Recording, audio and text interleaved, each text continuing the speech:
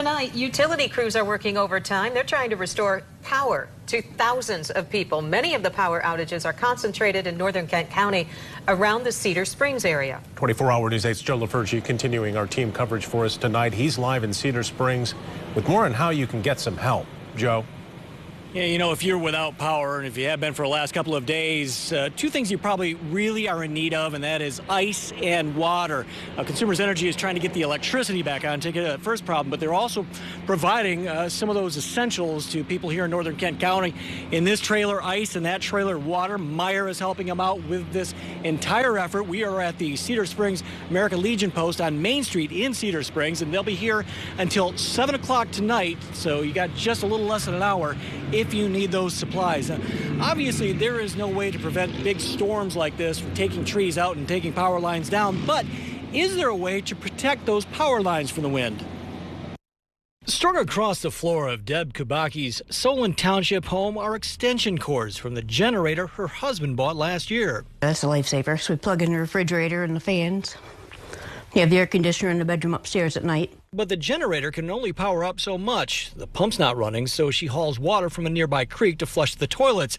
And downstairs, bags of ice can only keep frozen food frozen for so long. The freezer down there, I think, is all thawed out. I just put ice in there and everything's thawed out, so I'm not sure what I'm looking at. But that's what happens when power lines are exposed to high winds. So why not hide the lines from the wind and bury them? Lauren Youngdahl-Snyder, Consumer Energy's Vice President for Customer Experience, says the idea has been discussed. But buried lines are more difficult to fix when they break. Think about, the lines are up. We can see where we need to go. We've got down wires, we've got broken poles, etc.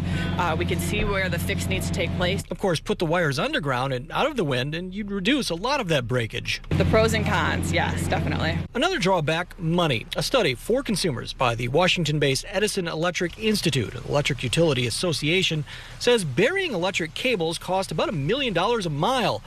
Based on that, replacing lines for consumers' customers in Michigan would add up to an estimated $55 billion. But after a third power outage in a year, Deb Kubacki thinks the money may be well spent.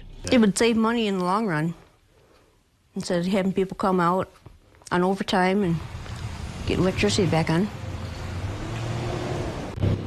And again, Consumers Energy, along with Meyer, they've set up their trailers here with the ice and water. They're going to be here at the American Legion post on Main Street in downtown Cedar Springs until 7 o'clock tonight. Now, they'll take the numbers, they'll take a look at how many people are still without power here in northern Kent County throughout the evening, and they'll assess whether they need to be back here tomorrow. If that happens, we'll let you know.